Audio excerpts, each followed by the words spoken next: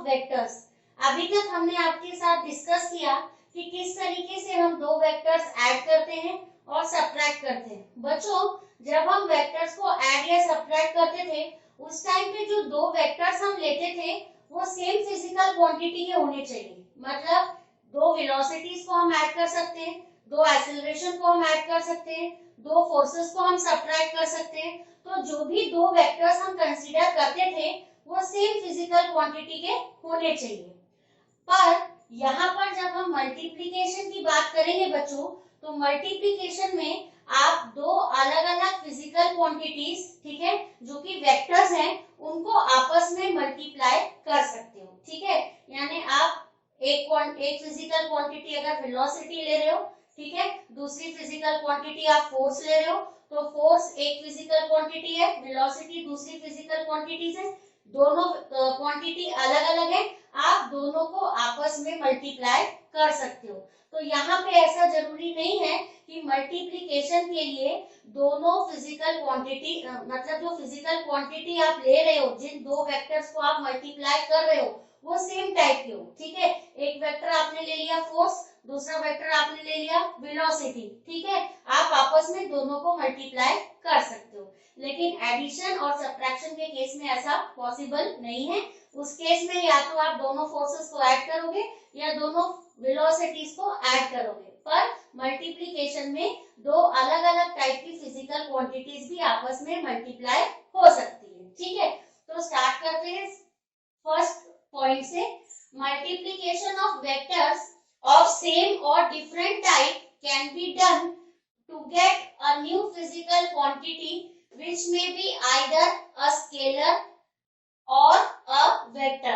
बच्चों, मल्टीप्लिकेशन के टाइम हम दो वेक्टर्स जिनको आपस में मल्टीप्लाई कर रहे हैं वो सेम फिजिकल क्वांटिटी के भी हो सकते हैं। यानी आप वेलोसिटी को वेलोसिटी से मल्टीप्लाई कर सकते हो, फोर्स वेक्टर को दूसरे फोर्स वेक्टर से मल्टीप्लाई कर सकते हो, या फिर जो दो वेक्टर्स आप ले रहे हो वो अलग अलग फिजिकल क्वांटिटी के भी हो सकते हैं। ठीक है, सो फर्स्ट पॉइंट हमारा ये था कि हम सेम टाइप और डिफरेंट टाइप के वेक्टर्स को भी आपस में मल्टीप्लाई कर सकते हैं। ठीक है, अब बच्चों जब हम मल्टीप्लाई करेंगे तो हमें कुछ ना कुछ रिजल्ट मिलेगा। ठीक है, हमको मिलेगा दोनों वेक्टर्स का रिजल्टेंट। तो बच्चों अगर जो रिजल्टेंट वेक्टर हमको मिलेगा, ठीक है, या जो रिजल्टेंट हमको मिलेगा, अगर वो रिजल्टेंट कोई ना कोई फिजिकल क्वांटिटी होगी डेफिनेटली।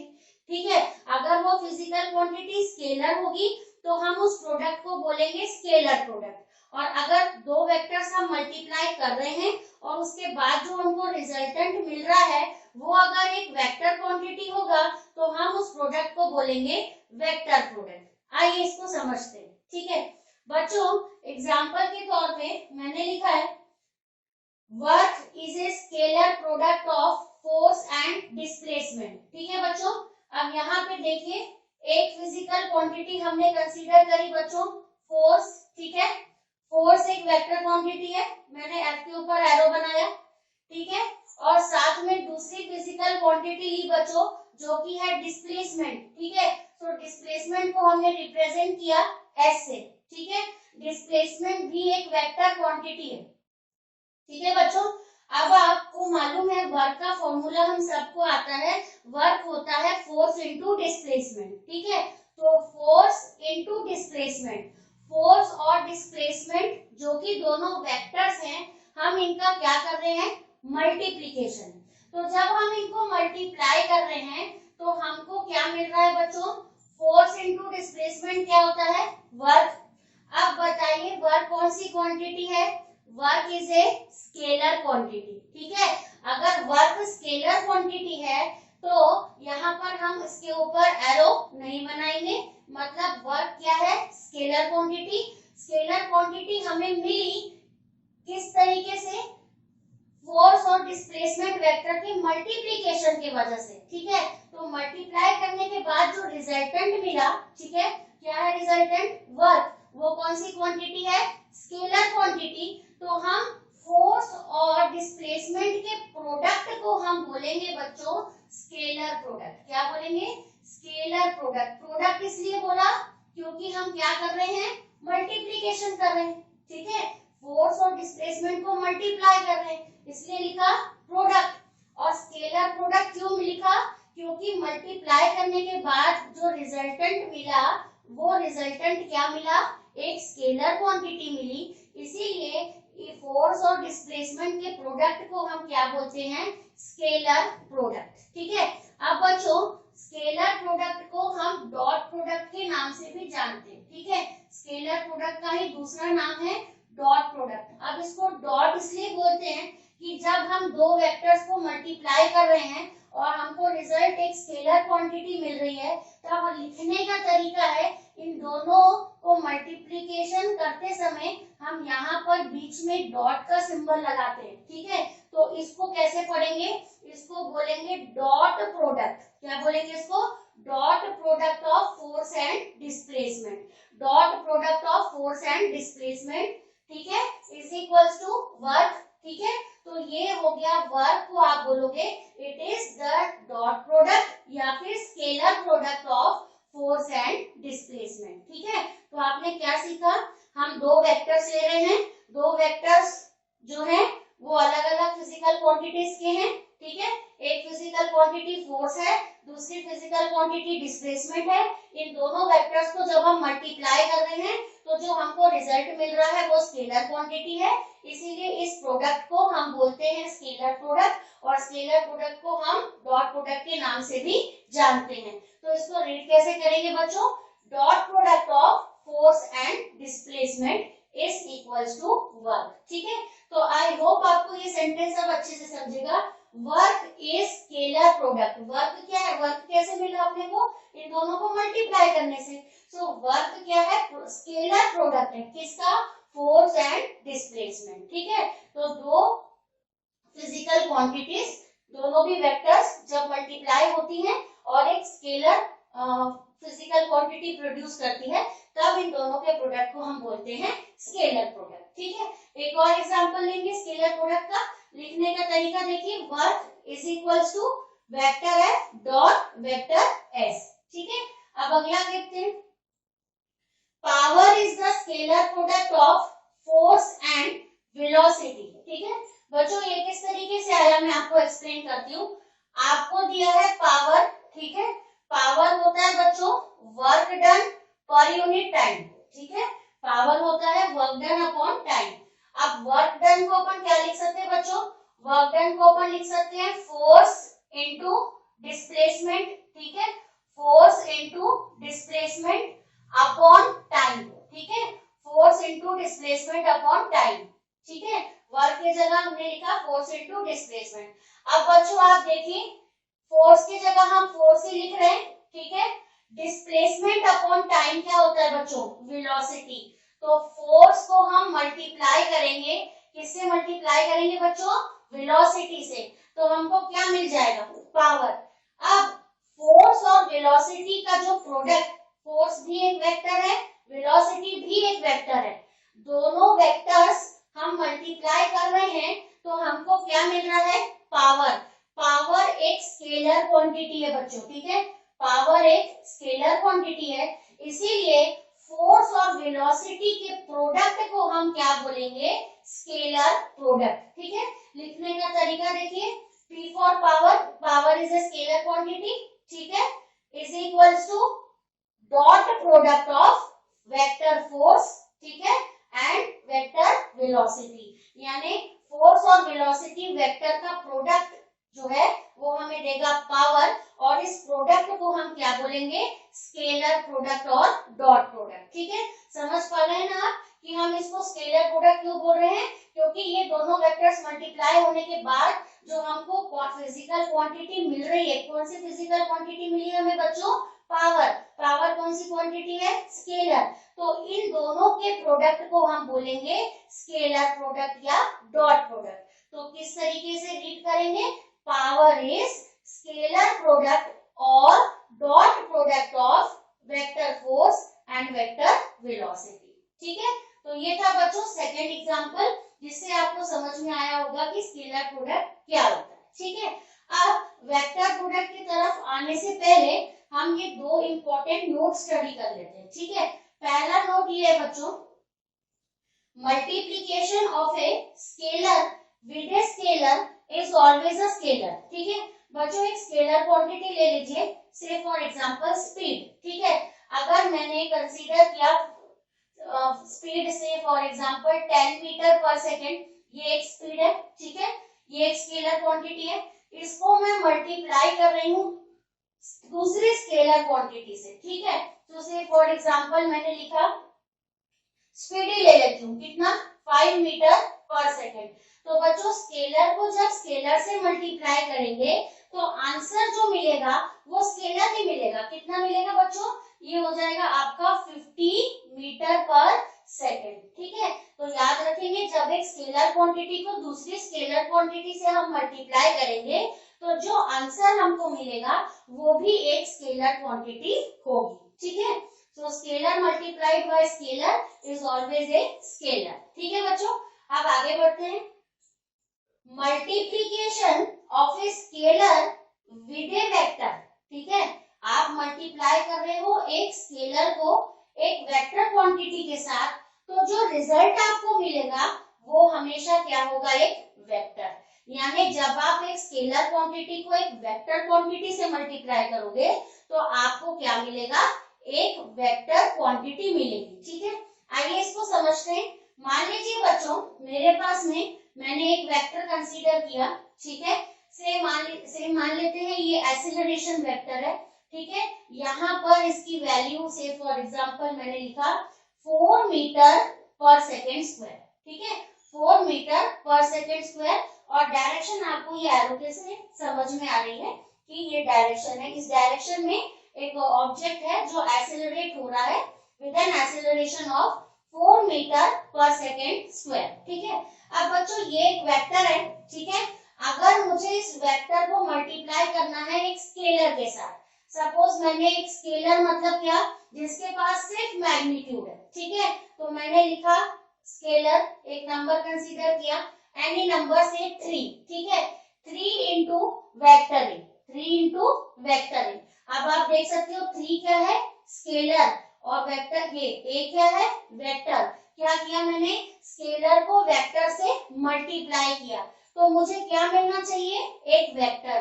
तो किस तरीके से मिलेगा बच्चों, देखिए 3 इंटू A। ठीक है, A वेक्टर है मतलब उसके पास मैग्नीट्यूड भी और डायरेक्शन भी है, तो पहले मैग्नीट्यूड मल्टीप्लाई कर लेते हैं। ठीक है, यहाँ पे मैग्नीट्यूड कितना है A का, 4।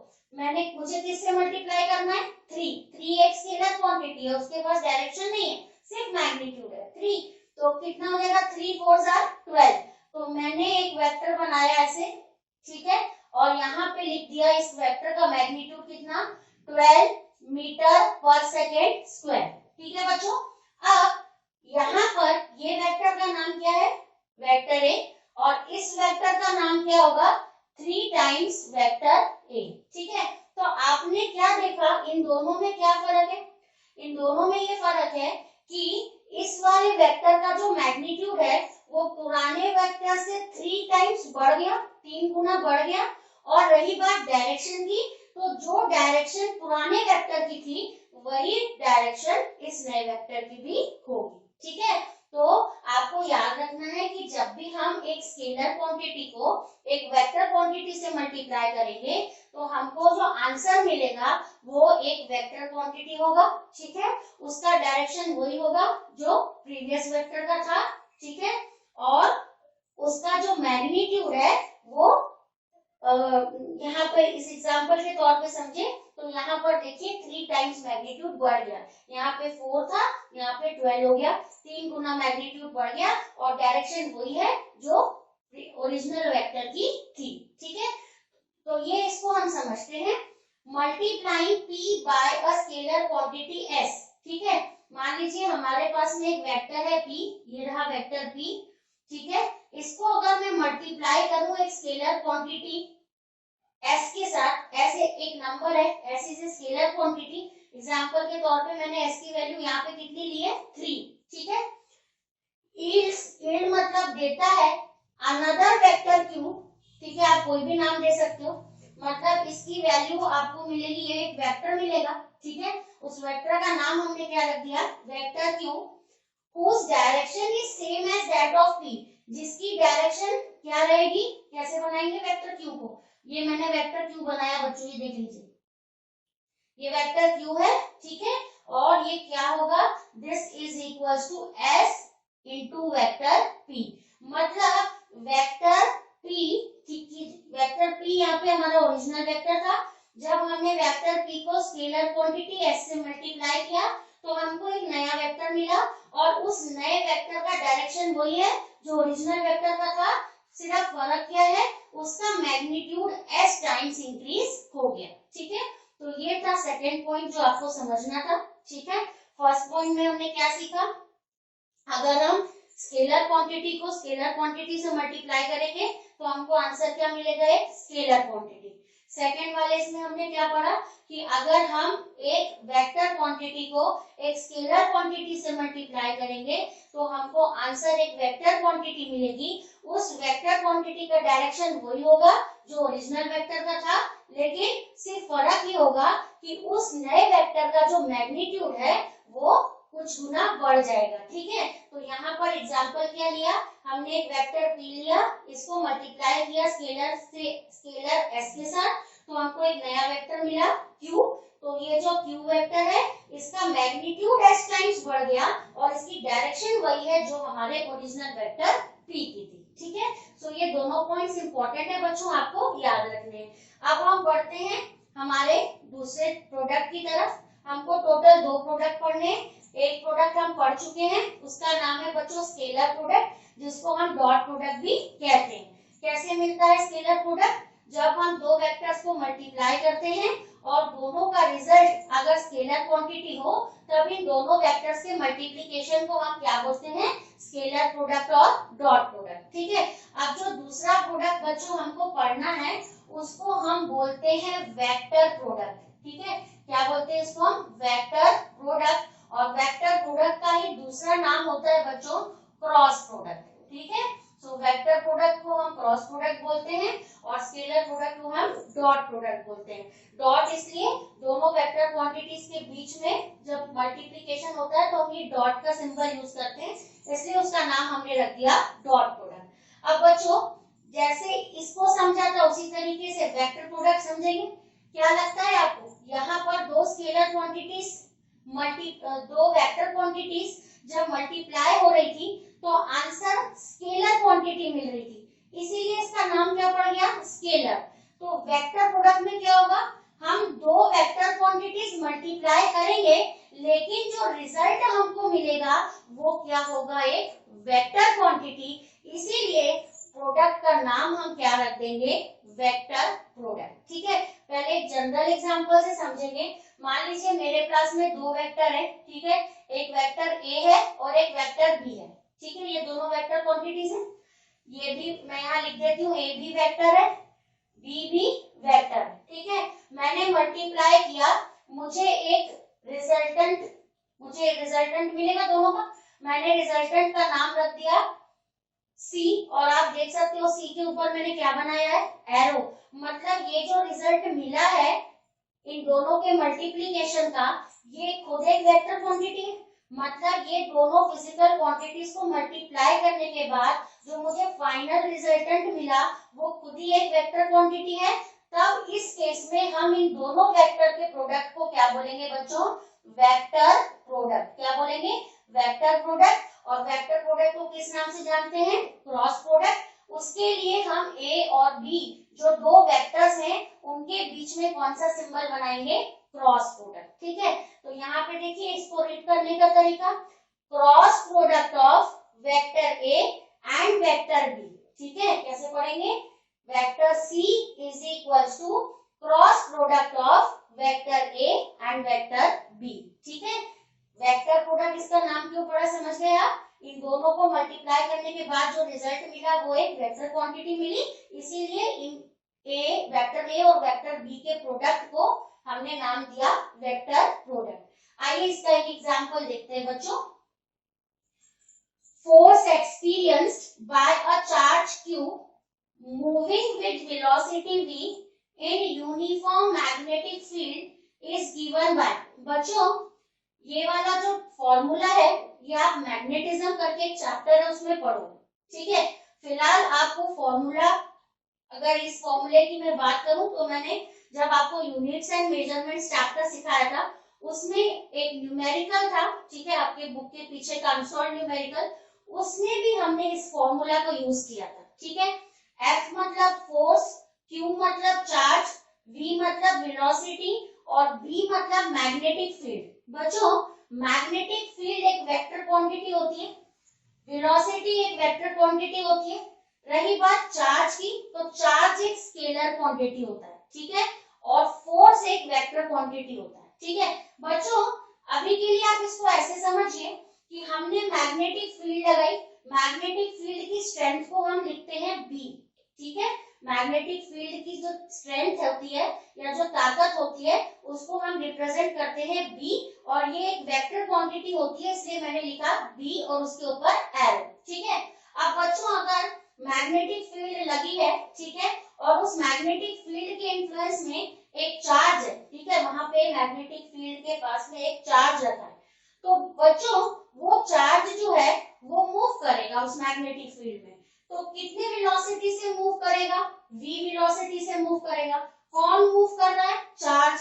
कहाँ मूव कर रहा है, मैग्नेटिक फील्ड में। अगर वो चार्ज मूव कर रहा है तो डेफिनेटली उस चार्ज पे क्या एक्ट हो रहा होगा, कुछ ना कुछ फोर्स एक्ट हो रहा होगा, बिना फोर्स के तो चार्ज मूव होगा नहीं। तो ये एक फॉर्मूला है, फॉर्मूला कुछ इस तरीके से बच्चों, F is equal to Q into V into B, ठीक है। मतलब कितना फोर्स उस पे एक्ट हो रहा है वो डिपेंड करेगा, वो चार्ज का मैग्नीट्यूड कितना है वो डिपेंड करेगा कि वो कितनी वेलोसिटी से चल रहा है, और तीसरी चीज वो डिपेंड करेगा कि जो मैग्नेटिक फील्ड हमने लगाई है वो कितनी स्ट्रॉन्ग है, ठीक है।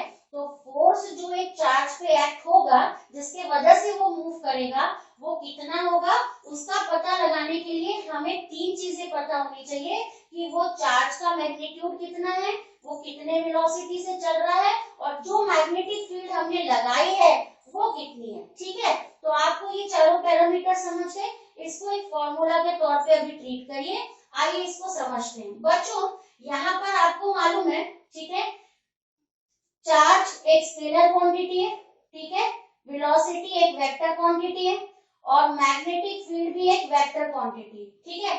अभी नोट के जो सेकेंड रूल में हमने पढ़ा कि अगर हम एक वेक्टर को, ठीक है, वेक्टर वेलोसिटी को एक स्केलर से मल्टीप्लाई करेंगे तो हमको क्या मिलेगा बच्चों, बताइए। ये पूरी चीज को समझिए, ये स्केलर है और ये वेक्टर है, मतलब ये आपको क्या मिल गया, एक वेक्टर क्वांटिटी मिल गया, और दूसरी वेक्टर क्वांटिटी क्या है बच्चों, b।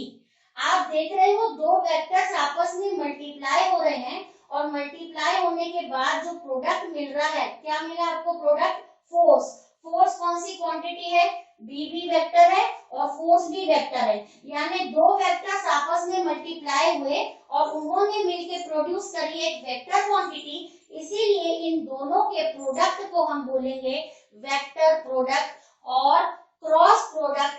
क्रॉस इसीलिए लगाया है क्योंकि ये हम इन दोनों का क्या ले रहे हैं, वेक्टर प्रोडक्ट, जिसका नाम क्रॉस प्रोडक्ट है। डॉट प्रोडक्ट इसलिए बोलते थे, इन दोनों वेक्टर्स के बीच में डॉट का सिंबल लगाते थे। अब क्रॉस प्रोडक्ट के केस में दोनों वेक्टर्स जो मल्टीप्लाई हो रहे हैं आपस में, उनके बीच में कौन सा सिंबल लगाएंगे अपन, क्रॉस का सिंबल, इसीलिए इस प्रोडक्ट को क्या बोलेंगे, क्रॉस प्रोडक्ट, ठीक है। सो वेक्टर प्रोडक्ट को क्रॉस प्रोडक्ट बोलते हैं, ठीक है, और scalar product co dot product बोलते हैं। इनको डॉट प्रोडक्ट इसलिए बोलते हैं क्योंकि दोनों वेक्टर्स जो है वो एक स्केलर क्वांटिटी प्रोड्यूस कर रहे हैं, और यहाँ पे नाम वेक्टर प्रोडक्ट इसलिए पड़ा क्योंकि दो वेक्टर्स आपस में मल्टीप्लाई होने के बाद एक वेक्टर क्वांटिटी प्रोड्यूस कर रहे हैं। यहाँ पर आप सोच रहे होंगे ये Q इंटू V है, ठीक है, Q एक स्केलर क्वांटिटी है, स्केलर और वेक्टर जब मल्टीप्लाई होंगे तो एक नया वेक्टर प्रोड्यूस होगा, ये वाला वेक्टर इंटू V वेक्टर, दोनों मल्टीप्लाई होने के बाद क्या देंगे, वेक्टर F, और वेक्टर F क्या है, एक वेक्टर क्वांटिटी है, ठीक है, इसीलिए इन दोनों के प्रोडक्ट को हमने बोला वेक्टर प्रोडक्ट और क्रॉस प्रोडक्ट। तो ये दो प्रोडक्ट्स हमें डिटेल में स्टडी करने हैं, एक हमको पढ़ना है स्केलर प्रोडक्ट और दूसरा हमको पढ़ना है वेक्टर प्रोडक्ट, ठीक है। स्केलर प्रोडक्ट का नाम डॉट प्रोडक्ट और वेक्टर प्रोडक्ट का नाम क्रॉस प्रोडक्ट। तो आई होप आपको ये बेसिक चीजें समझी है। तो डॉट प्रोडक्ट और स्केलर प्रोडक्ट, ठीक है, को हम स्टडी करेंगे नेक्स्ट वीडियो क्लिप में। आई होप आपको ये सभी चीजें अच्छे से समझी है बच्चों।